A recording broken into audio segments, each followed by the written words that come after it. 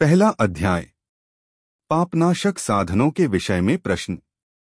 जो आदि से लेकर अंत में हैं, नित्य मंगलमय हैं, जो आत्मा के स्वरूप को प्रकाशित करने वाले हैं, जिनके 5 मुख हैं और जो खेल खेल में जगत की रचना, पालन और सहार तथा अनुग्रह एवं तिरोभाव रूप 5 प्रबल कर्म करते हैं, उन सर्वश्रेष्ठ अजरमर उमापति भगवान शंकर का मैं मन ही मन चिंतन करता हूँ।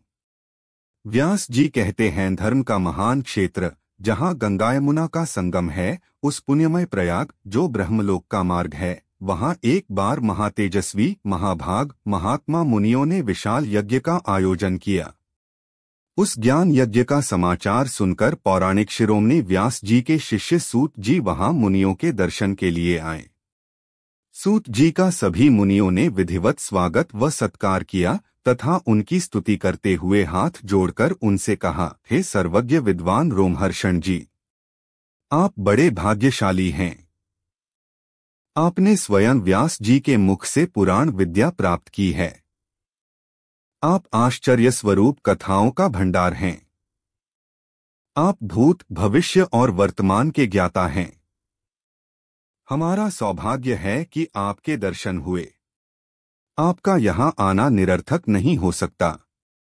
आप कल्याणकारी हैं। उत्तम बुद्धि वाले सूत जी, यदि आपका अनुग्रह हो तो गोपनीय होने पर भी आप शुभाशुभ तत्व का वर्णन करें, जिससे हमारी तृप्ति नहीं होती और उसे सुनने की हमारी इच्छा ऐसे ही रहती है। कृपा कर उस विषय का वर्णन करें। घोर कलियुग आने पर मनुष्य पुण्यकर्म से दूर होकर दुराचार में फंस जाएंगे। दूसरों की बुराई करेंगे, पराई स्त्रियों के प्रति आसक्त होंगे, हिंसा करेंगे, मूर्ख, नास्तिक और पशुबुद्धि हो जाएंगे। सूत जी, कलियुग में वेद प्रतिपादित वर्ण आश्रम व्यवस्था नष्ट हो जाएगी। प्रत्येक वर्ण और आश्रम में रहने वाले अपने अपने धर्मों के आचरण का परित्याग कर विपरीत आचरण करने में सुख प्राप्त करेंगे। इस सामाजिक वर्ण संकरता से लोगों का पतन होगा। परिवार टूट जाएंगे, समाज बिखर जाएगा।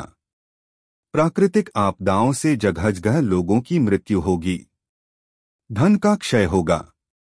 स्वार्थ और लोभ की प्रवृत्ति बढ़ जाएगी।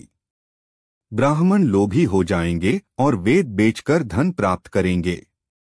मद से मोहित होकर दूसरों को ठगेंगे, पूजा पाठ नहीं करेंगे और ब्रह्म ज्ञान से शून्य होंगे। क्षत्रिय अपने धर्म को त्याग कर कुसंगी, पापी और व्यभिचारी हो जाएंगे। शौर्य से रहित हो वे शूद्रों जैसा व्यवहार करेंगे और काम के अधीन हो जाएंगे। वैश्य धर्म से विमुख हो संस्कार भ्रष्ट होकर कुमार्गी, धनोपार्जन परायण होकर नापतौल में ध्यान लगाएंगे। शूद्र अपना धर्म कर्म छोड़कर अच्छी वेशभूषा से सुशोभित हो व्यर्थ घूमेंगे। वे कुटिल और ईर्ष्यालु होकर अपने धर्म के प्रतिकूल हो जाएंगे, कुकर्मी और वाद विवाद करने वाले होंगे। वे स्वयं को कुलीन मानकर सभी धर्मों और वर्णों में विवाह करेंगे। स्त्रियां सदाचार से विमुख हो जाएंगी। वे अपने पति का अपमान करेंगी और सास-ससुर से लड़ेंगी। मलिन भोजन करेंगी। उनका शील स्वभाव बहुत बुरा होगा। सूत जी, इस तरह जिनकी बुद्धि नष्ट हो गई है और जिन्होंने अपने धर्म का त्याग कर दिया है, ऐसे लोग लोक परलोक में उत्तम गति कैसे प्राप्त करेंगे? इस चिंता से हम सभी व्याकुल हैं।